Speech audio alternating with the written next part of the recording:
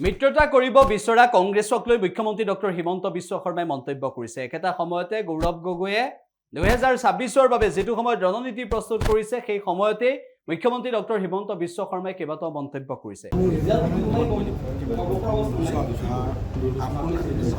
আপোনালোকৰ মানসিকতাটো এনেকুৱা যে যদি সৰ্বানন্দ সোণোৱাল, হিমন্ত বিশ্ব শৰ্মা, প্ৰমোদ বড়ো, অতুল বৰা, কেশৱ মহন্ত একত্ৰিত হয়, এই প্ৰশ্নটো তেতিয়া আপোনালোকে নকৰিব। গতিকে সাংবাদিকসকলে কেনেকুৱা প্ৰশ্ন কৰিলে নিৰপেক্ষ যেন অনুভৱ তাৰ দায়িত্ব এটা আপোনালোকে ল'ব। যিদিনাখন অতুল বৰা, কেশৱ মহন্ত, মই, সৰ্বানন্দ সোণোৱাল, দিলীপ শইকীয়া, প্ৰমোদ বড়ো, ইউজি ব্ৰহ্ম একত্ৰিত হওঁ, তেতিয়াতো আপোনালোকে প্ৰশ্নটো ক'তোৱে নকৰে। গতিকে আপোনালোকৰ যিটো বায়াছনেছ সেইটো দেখিলে মোৰ আপোনালোকৰ প্ৰতি মাজে মাজে সান্তনাও উপজে, অলপ খঙো উঠে, অলপ বেয়াও লাগে, অলপ দুখো লাগে যে আপোনালোক ইমান বায়াছ কিয় হৈছে। আৰু এই যিকেইজন মানুহ লগ লাগিছে তেওঁলোকে কিমানবাৰ হাৰিব লাগে। মইতো বাৰে বাৰে আপোনালোকক দেখুৱাই দিলোঁ যে এইবিলাক কোনো হিৰো নহয়।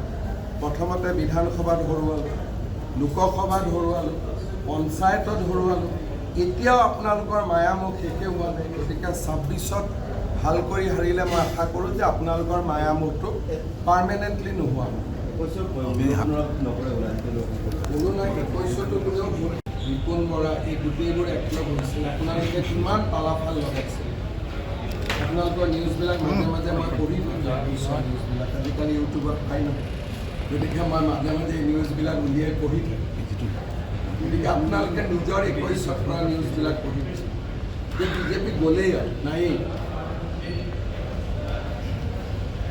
কৰিছিল নাই। 21ৰ নিউজবিলাক আপোনালোকে অলপ উলিয়াই চাব।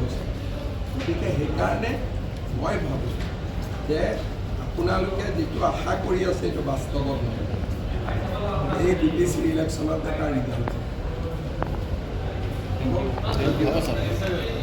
ইয়াৰ সমান্তৰালভাৱে মুখ্যমন্ত্ৰী ডক্টৰ হিমন্ত বিশ্ব শৰ্মাই গোৱালপাৰাৰ উচ্ছেদ প্ৰসংগত গোৱালপাৰাত আকৌ যে উচ্ছেদ চলিব সেই কথাও অৱগত কৰিলে।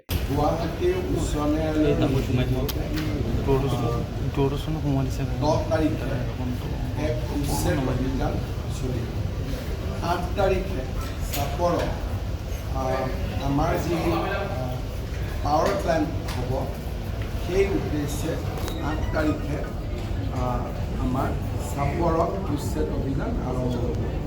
কিন্তু চাপৰত উচ্ছেদ কৰাৰ আগতেই প্ৰায়বিলাক ৰাইজ আঁতৰি গৈছে আৰু যিসকল লোকক তাত ম্যাদী পট্টাৰ মাটি আছিলে বা চৰকাৰৰ আবণ্টিত মাটি আছিলে তেওঁলোকক চৰকাৰী আইন অনুসৰি ক্ষতিপূৰণৰ ব্যৱস্থা কৰা হৈছে। যিসকল দখলদাৰ যাৰ নিজৰ মাটি আছে, কিন্তু পাইকানখন যিহেতু ফৰেষ্ট 10 তাৰিখে হ'ব, তাত এতিয়ালৈকে বহুত মানুহ আঁতৰি যোৱা নাই।